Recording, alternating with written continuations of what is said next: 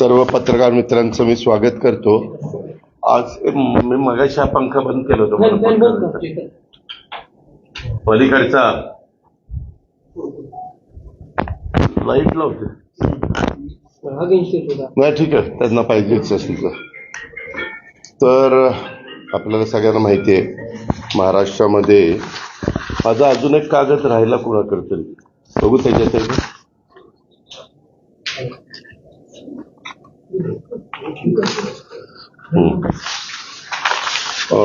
महाराष्ट्रामध्ये जवळपास 9 वर्षानंतर स्थानिक स्वराज्य संस्था मधल्या नगरपालिका आणि नगरपंचायतीच्या निवडणुका लागलेल्या आहेत। साधारण 288 नगरपालिका आणि नगरपंचायतीला मतदान होणार आहे। कार्यक्रम जाहीर झालेला आहे, त्या भागात आचारसंहिता लागलेली आहे। मी काल पुणे जिल्ह्याचं माझ्या सहकार्य मित्रांना एकत्र घेऊन आढावा घेतला आणि त्याच्या आधी सोमवार ते शुक्रवार मी मुंबईमध्ये राज्याच्या बद्दलचा मी सुनील तटकरे आणि बाकीचे आमचे सगळे सहकारी आम्ही सगळ्यांनी मिळून तो आढावा घेतला। आता बारामतीमध्ये आज मी सकाळपासून थोडीशी चाचपणी केली। आपल्याला सगळ्यांनाच माहिती आहे की ही नगरपालिका पूर्वी आघाडीवर लढली जायची किंवा अशा पद्धतीने, म्हणजे स्वर्गीय कारभारी अण्णा असताना पण, स्वर्गीय विनोद कुमार गुजर साहेब असताना पण त्यांचे पॅनल व्हायचे आणि निवडणूक लढली जायची आणि जे येतील ते पवार साहेबांचे, असं साधारण त्या काळातलं सूत्र होतं। पण ज्यावेळेस बारामतीकरांनी मला 91 साली खासदार केल्यानंतर मी ठरवलं की बाबा आपण पक्षाच्या चिन्हावर किंवा पक्षाच्या नावावर का नाही निवडणूक लढवायची। कारण काय होतं, आघाडीमध्ये तुम्हाला व्हीप बजावता येत नाही, तुम्हाला काही मर्यादा पडतात आणि ज्यावेळेस तुम्ही पक्षाच्या चिन्हावर लोकांना निवडून आणता त्यावेळेस पक्षविरोधी काही गोष्टी झाल्या वगैरे तर त्याच्यामध्ये आपल्याला पुढच्या गोष्टीची कारवाई करता येते। अशा सगळ्या गोष्टीतनं मग मी त्या काळापासून सुरुवात केली आणि मला आनंद आहे, बारामतीकरांनी नेहमीच मला साथ दिली। चढ उतार आले गेले वेगवेगळे राजकीय, परंतु सर्वसामान्य बारामतीकर माझ्या पाठीशी खंबीरपणे उभा राहिला हा आजपर्यंतचा माझा अनुभव, त्याच्यामुळे मी स्वतःला समाधानी समजतो। आताही मी निवडणुकीच्या निमित्तानं बारामतीकरांना सांगणार आहे की बाबा मी उद्याच्या 5 वर्षाच्या करता अतिशय चांगल्या पद्धतीने ह्या शहराचा आणि माळेगाव नगरपंचायतीचा पण कायापालट करून दाखवील। जे काही लोकप्रतिनिधी नगरसेवक नगरसेविका म्हणून निवडून जातात, नगराध्यक्ष म्हणून निवडून जातात, ते त्या भागामध्ये चांगलं काम करून घेण्याची जबाबदारी सर्वस्वी माझी राहील। कारण गेले 35 वर्ष मी तुमच्या सगळ्यांचं प्रतिनिधित्व करतो। अशा सगळ्या गोष्टी मी सांगणार आहे। उद्यापासूनच फॉर्म भरायला सुरुवात होते, परंतु मी अनेकांना आज सांगितलं की बाबांनो, सोमवार मंगळवार बुधवार फॉर्म भरू नका। म्हणजे ज्यांना माझ्या बाजूने फॉर्म भरायचे त्यांना, नाहीतर म्हणाल की बघा अजित पवार तर आता ही जी हुकुमशाही झाली, ज्यांना माझ्या बरोबर नगरपंचायत किंवा नगरपालिकेमध्ये राहण्याची इच्छा नाही, ते स्वतंत्र विचारायचे, त्यांना प्रत्येकाला आपापला फॉर्म भरण्याचा अधिकार आहे। मग ते नगराध्यक्षाचं पद असेल किंवा नगरसेवकाचं पद असेल। म्हणून मी आज माझ्या बहुतेकांना सांगितलं आणि गुरुवारी मी, सोमवार मंगळवार माझे दिवस आता मुंबईत जातील, कारण मंगळवारी कॅबिनेट असते, तिथली सगळी कामं उरकून बुधवारी मी पुण्याचं सगळं ग्रामीण भाग आणि पुणे शहर आणि तिथल्या ज्या काही गोष्टी मला करायच्या त्या चर्चा करायची, पुढचं आपली काय भूमिका, लाईन ऑफ ऍक्शन असली पाहिजे वगैरे वगैरे, त्या सगळ्या गोष्टी। कारण मी काहींना आज मिटिंग घ्यायला लावल्यात, उद्या मिटिंग घ्यायला लावल्यात, तर तो सगळा रिपोर्ट मला येईल आणि तो बुधवारी मी ते सगळं संपवील आणि गुरुवारी मात्र मी बारामतीला सकाळी 7 वाजता राष्ट्रवादीमध्ये भवनमध्ये बसून जे माझ्यातर्फे माझ्या नेतृत्वाखाली फॉर्म भरू इच्छित आहेत त्यांच्या मुलाखती घेणार आहेत. नगराध्यक्षाचे जेवढे उमेदवार असतील त्यांच्या, फक्त नगराध्यक्षाचे जेवढे उमेदवार आहेत त्यांच्याच मुलाखती होती आणि नंतर नगरसेवकांच्या मुलाखती होती. त्या दुपारपर्यंत मी संपवल्यानंतर तिथं कार्यकर्ते जमणारच. नंतर मी मेळावा घेईन आणि त्या मेळाव्यामध्ये साधारण काय माझं मत आहे ते मी माझ्या कार्यकर्त्यांना आणि माझ्याकडे इच्छुक असणाऱ्या सगळ्या उमेदवारांना सांगेन. आणि दुपारी 1 वाजता नगरपंचायत माळेगावच्या नगराध्यक्षांचे इच्छुक उमेदवारांची मुलाखती घेईन आणि नंतर बाकीचे प्रभाग जिथले आहेत त्यांच्या मुलाखती घेईन. 17 प्रभाग मला वाटतं तिथं आहेत. तर ते झाल्यावर त्यांचाही मेळावा घेईल. असं साधारण माझा गुरुवारचा दिवस मी ठरवलेला आहे. आणि 10 तारखेपासून फॉर्म भरायचे असले तरी रविवारचा दिवस फक्त फॉर्म भरता येणार नाही असं त्यांनी सांगितलेलं आहे निवडणूक अधिकाऱ्यांनी. म्हणजे सोमवार, मंगळवार, बुधवार हा माझ्या सहकाऱ्यांना ज्यांना माझ्या बाजूने फॉर्म भरायचा आहे त्यांना फॉर्म भरता येणार नाही. पण गुरुवारी झाल्यावर शुक्रवारी, शनिवारी आणि पुन्हा सोमवारी असे 3 दिवस फॉर्म भरायला राहत आहेत. आणि सोमवार, मंगळवार, बुधवार फॉर्मच्या बद्दलची जी माहिती लागते, बरीच वेगवेगळ्या प्रकारचे दाखले वगैरे लागतात, ते त्यांनी कलेक्ट करावेत. अशा पद्धतीनं मी साधारण निर्णय घेतलेला आहे. आणि त्या पद्धतीनं बारामतीमध्ये साधारण माझ्या माहितीप्रमाणे 41 सदस्य संख्या आहे आणि नगराध्यक्षपद हे सर्वसाधारण आहे आणि खाली 17 सदस्य संख्या आहे. नगराध्यक्षपद अनुसूचित जाती ह्या करता आहे. हे एक आपल्याला सगळ्यांना सांगायचं होतं. आणि एक झालंय, हे सगळं झाल्यावर पार अर्ज मागे घेण्याची अंतिम तारीख 25 आहे आणि 26ला चिन्ह वाटप होणार आहे. म्हणजे इतरांना पुढे 6 दिवस राहत आहेत. त्याच्यामुळे मी राज्यात पण किंवा इतर पण राजकीय पक्षाचे सगळेच जण फॉर्म भरायला सुरुवात झाली की सभा सुरू करतील. मी पण माझा प्रोग्राम चॉकआउट करतो की आम्ही पण वेगवेगळ्या भागात कुणी जायचं ते ठरवणार आहे. ते उद्याच मंगळवारी ठरवून ती जबाबदारी ज्या त्यांच्यावर देणार आहे.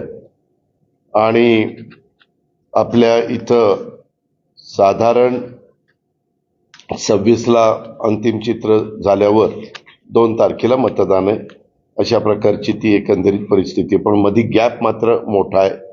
अर्थात नगरपालिका, नगरपंचायतीमध्ये जरी 20 प्रभाग किंवा 17 प्रभाग असे काही असले तरी मतदारांची संख्या फार काही नसती, तुलनात्मक लोकसभा, विधानसभेला असती तशी. आता आपल्याच बारामतीतलं जर बघायचं म्हटलं तर 1 नंबरला मतदारांची संख्या 6,500 आहे, पण 2 नंबरला 3500 आहे, 3300 आहे, 3900 असं आहे. म्हणजे सगळ्यांना ते चिन्ह पोचेपर्यंत कुठली अडचण येईल असं मला वाटत नाही बारामतीमध्ये. आणि नगरपंचायत झाल्यानंतर माळेगावमध्ये पण मोठ्या प्रमाणावर कामं करण्याचा प्रयत्न आम्ही महायुतीच्या सरकारच्या माध्यमातून केलेला आहे. हे पत्रकार म्हणून आपण पण जाणता. आणि अजूनही आमची बरीचशी कामं पाईपलाईनमध्ये, अजूनही वेगवेगळ्या प्रकारच्या समस्या, म्हणजे सोलरवर बारामती शहरामध्ये स्ट्रीट लाईटला लागणारी जेवढी वीज लागते ते पण मी आता प्रोजेक्ट हातामध्ये घेतलेला आहे. अशा पद्धतीनं बऱ्याच गोष्टी आम्ही त्या बाबतीमध्ये करतोय. तसंच मला दुसरं एक तुम्हाला सांगायचं होतं, हे झालं येणाऱ्या निवडणुकीच्या बाबतीत. बाकीची पण जबाबदारी जेजुरीची, सासवडची, फुरसुंगी, उरळी देवाची किंवा इकडं दौंड, इंदापूर, शिरूर, खेड, म्हणजे राजगुरुनगर, चाकण, आळंदी, तळेगाव, दाभाडे वडगाव, मावळ, लोणावळा, तिकडं भोर, तिकडं जुन्नर, आता नवीन मनसर झालंय, अशा वेगवेगळ्या निवडणुका होणार आहेत. त्याच्याबद्दल पण आम्ही सगळेजण लक्ष ठेवून आणि राज्यात पण चाललेलं आहे तिथं पण आम्ही पण लक्ष ठेवून, आमचे मित्रपक्ष पण लक्ष ठेवून आहेत आणि समोरचे विरोधक पण लक्ष ठेवून, हे मला आपल्या सगळ्यांच्या निदर्शनास आणून द्यायचं होतं. दुसरं, मधल्या काळामध्ये काही घटना घडल्या त्याच्याबद्दल स्पष्टपणे मी माझी भूमिका मांडली आणि त्याच्याबद्दल इन्क्वायरी पण सुरू झाली, FIR पण दाखल झाली ज्यांच्या सहाय्या आहेत त्यांच्यावर, आणि चौकशी पण सुरू केलेली आहे. 1 महिन्याची मुदत मुख्यमंत्री महोदयांनी दिलेली आहे आणि त्यावेळेस सगळं वस्तुस्थिती काय ती जनतेच्या समोर येईल. तर 1 रुपयाचा व्यवहार न करता नुसते आकडे लिहून कसा कागद होऊ शकतो ते आजपर्यंत मला काही कळलेलं नाहीये. आणि त्याच्यावर मी पण आश्चर्यचकित झालो की असं कसं, ज्या रजिस्टर ऑफिसच्या व्यक्तीने हे नोंदणी केली त्यांनी कशामुळे ही नोंदणी केली, काय त्याला असं घडलं की त्यांनी चुकीचं काम केलं, अशा सगळ्या गोष्टीचा वस्तुस्थिती आपल्याला महिन्यांनी कळेल. कारण सगळे चांगले अधिकारी मुख्यमंत्री महोदयांनी त्या कमिटीवर नेमलेले आहेत. ते सुरू झाल्यावर पत्रकार मित्रांनो काय होतं, निवडणुका जवळ झाल्या की आमच्यावर आरोप सुरू होतात, कुठनं तरी काहीतरी. मागेही तुम्हाला आठवत असेल की असाच 2009 का 8ला 70,000 कोटीचा आरोप झाला. त्याला 15-16 वर्ष झाली, परंतु त्याच्यातनं काहीही कुणी पुरावे देऊ शकले नाही, काही होऊ शकले नाही. पण बदनामी तर आमची होती. कुणी पण उठायचं, ते असं झालं तसं झालं. अलीकड मीडियामध्ये बोलताना वेगवेगळे प्रवक्ते बोलतात, ते पण त्याच्यामध्ये करतात. शेवटी चुकीचं कुणाकडनं घडलं आणि त्याच्यामध्ये काही त्याच्यावर आरोप झाले तर एक वेळ आम्ही समजू शकतो. परंतु सकाळपासून रात्री उशिरापर्यंत लोकांची कामं करायची, पारदर्शकता कशी राहील ते बघायचं, नियमाला धरून करायचं, संविधानाने सांगितलेल्या सगळ्या गोष्टीचा आदर करायचा, घटनेचा कायद्याचा पूर्णपणे कुठेही तिथं चूक होणार नाही हे बघायचं. आणि ते झालं की लगेच बारामतीतल्या कुठल्या जमिनीचं काढायला लागले. माझं तुम्हालाही सगळ्या पत्रकार मित्रांना आव्हान आहे, मी माझ्या राजकीय कारकिर्दीला सुरुवात केल्यापासून मी कधीही माझ्या हातनं कुठली चुकीची गोष्ट होऊन देत नाही. आणि मी मागेही 2-3दा इकडला मुंबईला सांगितलं, पुण्यामध्ये सांगितलं, आता तुमच्या इकडे सांगतो की माझ्या नावाचा वापर करून माझ्या जवळचे नातेवाईक असतील, लांबचे नातेवाईक असतील, माझे जवळचे कार्यकर्ते असतील, माझे जवळचे सहकारी असतील, माझ्या जवळचे अधिकारी असतील, त्यांनी जरी कोणी काही सांगितलं, त्यांनी तर सांगूच नाही, पण यदा कदाचित काही सांगितलं तर ते नियमात नसेल तर अजिबात संबंधित अधिकाऱ्यांनी त्या कामात करता कामा नये. अजिबात कुठलाही दबावला ते बळी पडता कामा नये. हे मी स्पष्टपणे सगळ्या माझ्या क्लास 1, क्लास 2, क्लास 3 या सगळ्या अधिकाऱ्यांना पण आवाहन करतो आणि IAS IPS ऑफिसर जे कोणी वरिष्ठ अधिकारी त्यांना पण सगळ्यांना आवाहन करतो. आता पत्रकार मित्रांनो, तुम्हाला माहिती आहे, बारामती तालुका खरेदी विक्री संघ मेडक इथं गट क्रमांक 414/1 जमिनीच्या बाबत काहीतरी आरोप झाले. मी त्याही वेळी सांगितलं की जे आरोप झाले त्यांनी कागदपत्र तपासावी, त्याच्यात जर चुकीचं झालेलं असेल तर संबंधितांच्याकडं तक्रार करावी, संबंधितांनी त्याची चौकशी करावी, कायद्याच्या नियमाच्या अधीन राहून, आणि चौकशी करून सत्य लोकांच्या समोर आणावं. आता ही 25/3/1994 रोजी जिल्हाधिकारी पुणे यांनी तहसीलदार कार्यालयामार्फत जमीन मिळणेकामी खरेदी विक्री संघाने प्रस्ताव दिला होता. कधी 94 साली.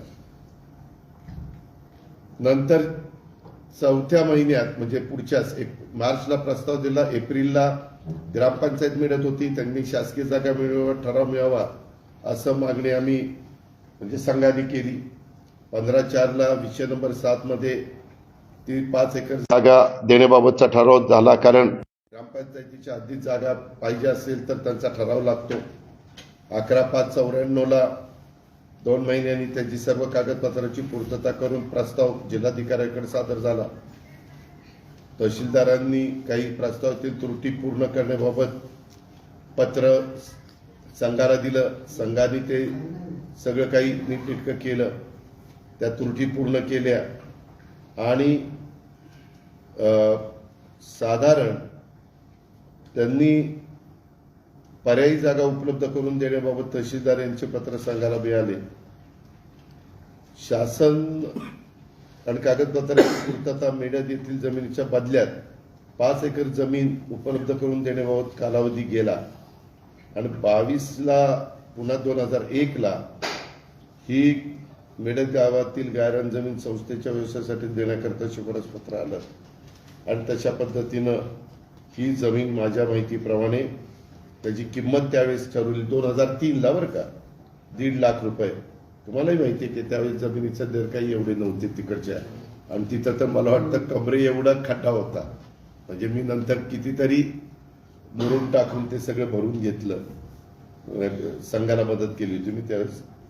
आणि त्याच्या संदर्भामध्ये मग त्यांनी ताबा पावती 2003ला 5व्या महिन्यात दिली संघाच्या नावाने. म्हणजे मागणी केली 94/3ला, मार्च 3ला, आणि झालं 2003ला, म्हणजे 9 वर्ष त्याला गेली. आणि त्याच्यानंतर मग ते एने, आता एनेच्या बद्दल तर आम्ही निर्णय घेतला, आता एने काढूनच टाकलं. त्या एनेच्या बद्दल एवढ्या तक्रारी यायच्या, आता एने प्रकरणच ठेवलेलं नाही राज्य सरकारने. आता 2020 मध्ये मला असं वाटलं की तिथं आता जरा पंप करावा, कारण बारामती वाढली, एक गोडाऊन करावं, मंगल कार्यालय करावं, असं काय काय काय काय आमचं ठरलंय. तशा पद्धतीनं झाडं लावली, बाकीच्या सगळ्या गोष्टी केल्या, पण त्याचंही काहीतरी काढलं होतं म्हणे. माझी विनंती आहे की जर त्याच्यामध्ये पुरावे असतील, कागदपत्रांचे सगळे दाखले असतील आणि चुकीचं झालेलं असेल तर जरूर चौकशी झाली पाहिजे. कारण हे कायद्याने नियमानं चाललेलं सरकार आहे आणि यंत्रणेने तशाच पद्धतीचं काम केलं पाहिजे. पण आता बऱ्याच कुठल्या जमिनी काढतात आणि त्यांच्या नातेवाईकांनी असं केलं, यांच्या स्वतः अजित पवारांनी असं केलं. मी कालही चुकीचं कुठलं केलं नाही, आजही केलेलं नाही, उद्याही करणार नाही, एवढंच मला सांगायचं. दादा, राज्यात महायुती एकसंध लढणार आहे का प्रत्येक ठिकाणी? त्याच्याबद्दल मुख्यमंत्री देवेंद्रजी, तसंच एकनाथरावजी, तसंच सुनील तटकरेजी, रवींद्र चव्हाणजी आणि काही एकनाथरावांनी ज्यांना चर्चा करण्याचा अधिकार दिला ते कदाचित उमेश सामंत आणि काही कोणी असतील, यांच्या संदर्भातली याची चर्चा होईल.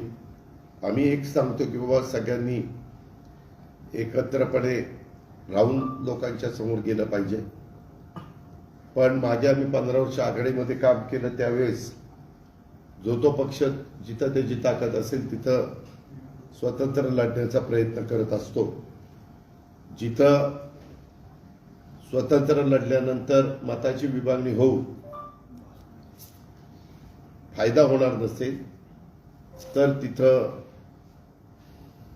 एकत्रपणे आजपर्यंत जे ते लोक गेलेले आहेत. आताही आमचा प्रयत्न चाललेला आहे की मताची विभागणी न होता, जसं आमचं एनडीएचं सरकार केंद्रात आलं, राज्यामध्ये युतीचं सरकार आलं, तसं चांगल्या पद्धतीनं विकासाची कामं होण्याच्या दृष्टिकोनातून त्या भागामध्ये जनतेने महायुती सध्या सत्तेवर असल्यामुळं महायुतीला सहकार्य करावं. शेवटी तो जनतेचा अधिकार आहे. बारामतीत भाजपनं तयारी केली लढायची. मी सांगितलं ना, आम्ही आव्हान करतोय, तयारी करायची. प्रत्येक जण आपापला ताकद आजमावण्याचा प्रयत्न करतो. प्रयत्न करणं आपल्या हातात आहे. यश आलं ठीक, नाही यश आलं तर ज्या गोष्टी घडतील त्याला सामोरं जायचं. ड्रोनवर बंदी असताना देखील मातोश्रीच्या आजूबाजूला ड्रोनच्या भेट्या घालताना दिसतात, त्याचा व्हिडिओ देखील बाहेर आलेला आहे. हे तपासाचा भाग आहे. त्याची तक्रार पोलीस खात्याकडे केली पाहिजे. पोलीस खातं याच्यावर कंट्रोल करतं. नजर ठेवली जाते अशी चर्चा मोठ्या प्रमाणात होती. माहित नाही, मी काही नजर ठेवली नाही.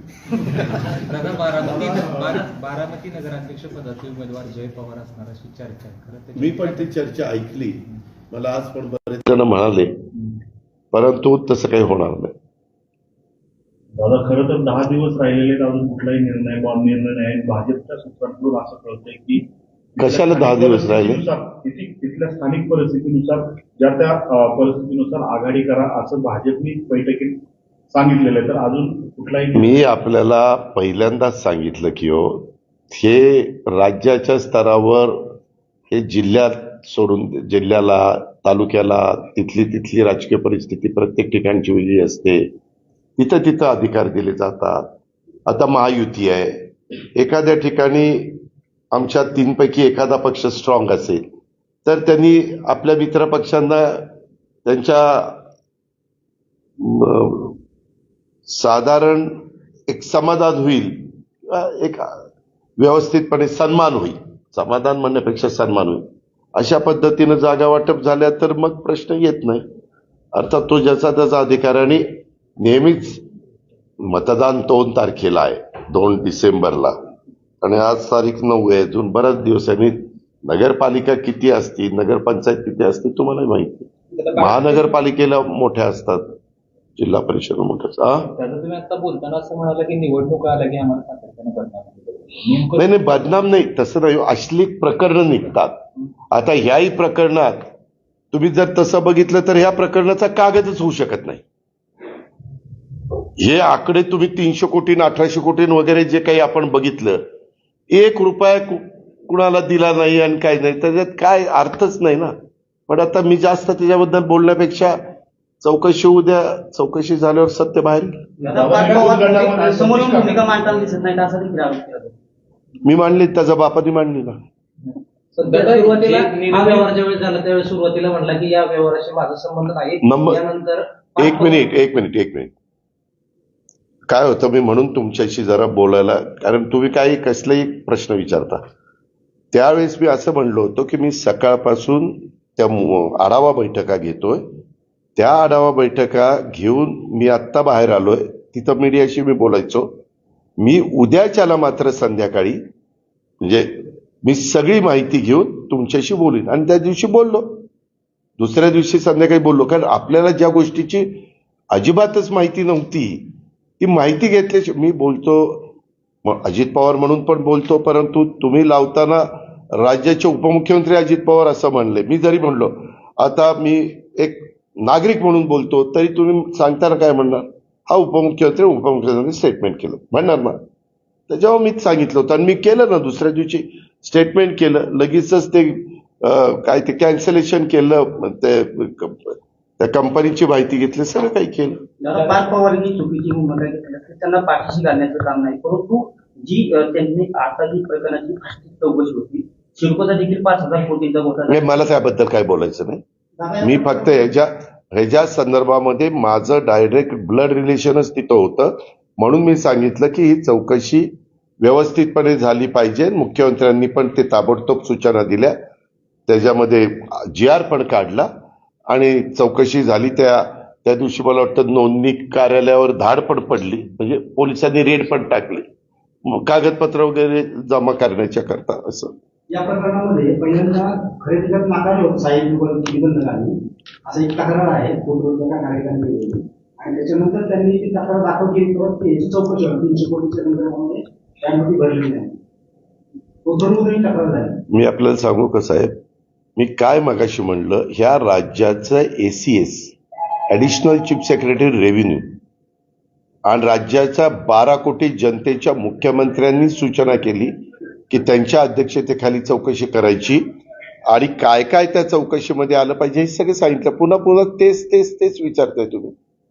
आता ती चौकशीमध्ये त्यांनी करताना ज्याला कुणाला काय माहिती असेल त्यांनी द्यावी तिथं. पुण्यातील 22 दशकांची देखील चौकशी होणार आहे. अरे जे काय त्याच्यामध्ये त्यांनी काय सांगितलंय, माझ्याकडे आता तो कागद नाही, मी काल प्रेसला वाचून दाखवला की अशा प्रकारच्या पुन्हा चुका घडणार नाही म्हणून काय काळजी घेतली पाहिजे, काय खबरदारी घेतली पाहिजे शासन म्हणून. म्हणजे आमचा नोंदणी विभाग असेल किंवा संबंधित अधिकारी असतील त्याची चौकशी झाल्यानंतर त्याचाही रिपोर्ट ते देतील ना. कारण त्याच्यात विभागीय आयुक्त पण आहेत, कलेक्टर पण आहेत, जबाबदारी आयुक्त पण आहेत, असे बरेच जण आहेत. दादा महायुतीतले माजी मंत्री तानाजी सावंत यांनी असं म्हटलं की राष्ट्रवादी अशी अवलाद आहे की ती सत्तेशिवाय शांत बसू शकत नाही आणि पाण्यातून जसा मासा बाहेर काढल्यानंतर तर पडतो तशी अवस्था राष्ट्रवादीची. विनाशक आले विपरीत बुद्धी, आम्हाला काही बोलायचं नाही. कारण आम्ही मित्र पक्षांना आम्ही सुसंस्कृत महाराष्ट्रामध्ये राजकारण करतो. यशवंतराव चव्हाण साहेबांनी तो सुसंस्कृतपणा शिकवलेला आहे. दुसऱ्यांनी वेडेपणा केला, असे काही बेजबाबदार आरोप केले म्हणून आपण त्याला उत्तर देऊन लगेच तुम्ही आहेच ना तानाजीराव सावंत, आपण असं म्हणलो, अजित पवार असं म्हणले, आता तुमचं काय म्हणणं आहे? तुम्हालाही मीडिया चालवायचा असतो, 24 तास काहीतरी दाखवायला पाहिजे ना. त्याच्यामुळे मला काही त्याच्याबद्दल बोलायचं नाही. बारामतीमध्ये संख्या बारामतीमध्ये मागच्या तुलनेत वाढलेली आहे आणि आपल्यावरती राज्याची जबाबदारी आहे. तर कसं काय कसली इच्छुकांची संख्या मोठी आहे, नगरसेवकांची संख्या जास्त आहे. एकंदरीत राज्यातलं चित्राचं प्रचाराचं नियोजन कशा पद्धतीने असतं ते माझं मी करतो, काळजी करू नको. असं कुणी पण, तू जरी एखाद्या पक्षाचा नेता असेल तर मी असं नियोजन करणार. कधी राजकीय लोक कार्ड सगळे ओपन करत नसतात. त्या त्यावेळेसची परिस्थिती बघून त्या त्यावेळेस निर्णय घेत असतात. मूळ जागा जी आहे ती महात्मा फुलेंच्या मालकीची ऐतिहासिक होती, मात्र कुठली? कृषी विद्यापीठाकडे पण होती. कुठली? हे कालच्या प्रकरणातली. अरे आता पुन्हा कशाला काढतात? त्याची चौकशी होणार आहे ना बाबा, चौकशीच होणार आहे. मगापासून तेच सांगतोय, तेच उघडत आहे. दादा, बारामतीत खरेदी विक्री संघाच्यावर जसा आरोप झाला तसंच तुमच्या सोनगावच्या जमिनीबाबत देखील परवाच्या पत्रकार परिषदेमध्ये उल्लेख झाला होता. मग मी सांगितलं ना, त्याची चौकशी करा. जर कुणी चुका केल्या असतील तर त्यावर FIR दाखल करा आणि जी काही कारवाई असेल ती करा. काय अडचण? खरेदी विक्रीचा दस्त नोंदवताना सहाय्यक निबंधकाला त्यात काय लिहिलं त्याचं काय तरी सुद्धा त्यांच्या पार्वताला मला माहित नाही बाबा, कुठलं विचारतोय तू? नाही, त्याच्यामध्ये आता शेवटी जे कारवाई ज्या डिपार्टमेंटनी केली, काहीतरी त्यांच्याकडं कागदपत्र आली असतील म्हणून त्यांनी जबाबदार धरला असेल. आता चौकशी समिती सगळ्या गोष्टीची चौकशी करेल ना. दादा, बारामती नगर परिषदेमध्ये एक प्रश्न आहे. आपल्याकडे कंत्राटी कर्मचारी आहेत, एक संस्था आहे एका नावाची, ती संस्था पगार चोरी करते कर्मचारी. तक्रार करा. आता आचारसंहिता लागली, त्याच्यावर आता काही सांगितलं तर आचारसंहितेच्या काळात मतं मिळवण्याच्या करता अजित पवारांनी सांगितलं डोक्याला ताप नको. तिथं नाही विषय नाहीये. मग आपल्या बारामती शहरामध्ये बाहेरचे कंत्राटदार येऊन अशा पद्धतीने बारामती नागरिकांची पगार चोरी करणं हा विषय. हो, विषय आहे. आता मला त्याची चौकशी करता येणार नाही. ती चौकशी करायची म्हटलं तर चीफ ऑफिसरला विचारावं लागेल. आता आचारसंहिता सुरू झालेली आहे. हे सगळं जानेवारीमध्ये संपल्यानंतर आपण एकदा या, मला भेटा, आपण संबंधित अधिकाऱ्याला बोलू आणि चौकशी करू. 3 वर्षापूर्वी मी हा स्पष्ट केला होता, तेव्हा तुम्ही संबंधित मुख्य अधिकाऱ्यांना सांगितलं होतं, पण त्याच्यापुढे काही कारवाई. त्याची बदली झाली, आता नवीन आलाय, आता परत या. नगराध्यक्ष महिला असेल का पुरुष? अजून मुलाखती घेतलेल्या नाही. मुलाखती घेऊन कोण कोण इच्छुक आहे, नक्की मनापासून कोण इच्छुक आहे, त्यांचं मागचं साधारण कामकाज कसं त्यांनी आतापर्यंत केलंय, काय सामाजिक कामं केली, काय जनमानसामध्ये त्यांना सपोर्ट मिळतो वगैरे वगैरे, ह्या सगळ्या गोष्टी तपासल्या जातील, पाहिल्या जातील, समजून घेतल्या जातील. मग मी निर्णय घेईन. नगरपालिकेच्या इलेक्शनात 2 राष्ट्रवादी एकत्र येतात. पवार साहेब अरे पहिल्या मुलाखती तर घेऊ दे, मुलाखती घेऊन मग ठरवणार ना. दादा, यावेळेस नवीन चेहऱ्यांना बऱ्यापैकी संधी मिळेल का? मुलाखती घेतल्यानंतर त्या मुलाखतीमध्ये म्हणजे प्रश्नाची जाण असणारे उत्तर व्यवस्थितपणे. आज पण काही जण आले, काही प्रश्न विचारले तर काही सांगता आलं नाही त्यांना. काही म्हणजे नाही, तुम्ही तिकीट द्या, मग निवडून आल्यावर करतो दादा सगळं. झाले दादा, काय झाले, काय प्रभागामध्ये नगरसेवक 5-5 वर्ष करून दाखवले नाही, ते राष्ट्रवादीचे देखील. त्यावेळेस कसं नागरिक म्हणतात की कसं का कुणीच मनकवडा नसतो. उद्याच्याला अनेक खासदार, आमदार, लोकप्रतिनिधी निवडून जातात. ते पुढं 5 वर्ष चांगलंच काम करतील असं कोणी खात्रीनं सांगू शकतं का? नाही. त्या निवडून गेलेल्या व्यक्तींनी पण तसं काम केलं पाहिजे आणि लोकांनी पण विचारपूर्वक असणाऱ्या उमेदवारांच्या मधनं बाबा दिला आपल्याला बाबासाहेब आंबेडकरांनी अधिकार, तो व्यवस्थितपणे समाजाचं भलं करणारा आहे का, सगळ्यांना बरोबर घेऊन जाणारा आहे का, जातीय सलोखा ठेवणारा आहे का, ह्या सगळ्या गोष्टी बघायच्या दादा असतात. आपण बारामती शहराची लोकसंख्या पाहिली तर बारामती शहरामध्ये जवळपास 50% अधिक ओबीसी आहेत. मग असं असताना यावेळी सर्वसाधारणमध्ये ओबीसी नगराची पदाची संधी आपल्या पक्षाच्या माध्यमातून दिली जाणार का? कारण गेल्या काही मी मुलाखती घेतल्याशिवाय मी काही त्याबद्दल सांगणार नाही. पत्रकार मित्रांनो, तुम्हाला माहितीये 2016ला निवडणुका ज्यावेळेस झाल्या त्यावेळेस ती ओबीसीला जागा होती. तरी देखील आम्ही त्या काळात महिला एक आम्हाला ऍक्टिव्ह वाटली, आम्ही दिली. बारामतीकरांनी निवडून दिलं, त्यांनी 5 वर्ष काम केलं.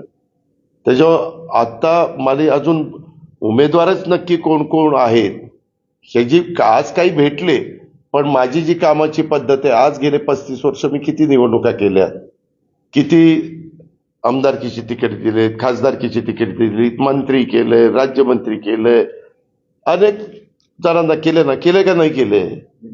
मग त्याच्यामध्ये थोडंफार आम्हाला जरा त्याच्यातलं काही गोष्टी माहिती आहेत, त्या मी गुरुवारी हे करून एवढ्या आपल्या महत्वाच्या बारामतीचं प्रतिनिधित्व करत असताना ती व्यक्ती प्रथम नागरिक आहे, म्हणजे उद्याच्याला आपण जी काही निवडून देणार आहे किंवा नगरपंचायत माळेगावला पण तीच गोष्ट आहे, तर त्या पद्धतीने मी करीन. दादा नगराध्यक्ष पदासाठी मोठ्या प्रमाणात इच्छुक आहे, पण कोणते निकष नगराध्यक्ष पदासाठी माझ्या मनाला जे योग्य वाटतील ते निकष. दादा विरोधकांकडून सारखे मागवले. पार्थ पवार एक मिनिट ऐक ना, मी ह्याचं उत्तर मुंबईला पण दिलं, मी ह्याचं उत्तर पुण्याला पण दिलं, तरी तुला अजून हौस आहे प्रश्न विचारायचे. त्यामध्ये चंद्रशेखर बावनकुळे असे म्हणाले की तो कागद करत असताना जे तिथं सह्या केल्या, ज्यांनी जे तिथं आतमध्ये येऊन जबाबदार होते त्या तिघांच्यावर कारवाई केली FIR मध्ये. दादा काल राधाकृष्ण विखे पाटील यांनी शेतकऱ्यांबाबत एक वक्तव्य केलंय की शेतकरी स्वतःच्या काढतात आणि कर्जमाफीची वाट पाहतात. खऱ्या अर्थाने शेतकऱ्यांच्या जखमेवर मला शेतकऱ्यांच्या बद्दल आम्हाला आदर आहे. शेतकरी हा बळीराजा आहे, लाखाचा पोशिंदा आहे. त्या संदर्भामध्ये मी नक्की विखे पाटील साहेबांनी, कारण विखे पाटील साहेब पण शेतकरी आहेत, मी पण त्यांना अनेक वर्ष आम्ही एकमेकाला ओळखतो. मी त्याच्याबद्दल असाही प्रश्न मला माझे बारामतीचे पत्रकार मित्र विचारत होते, नक्की काय झालंय त्याची माहिती घेईल आणि मग गुरुवारी तुला उत्तर. Subscribe now and press the bell icon. Never miss an update.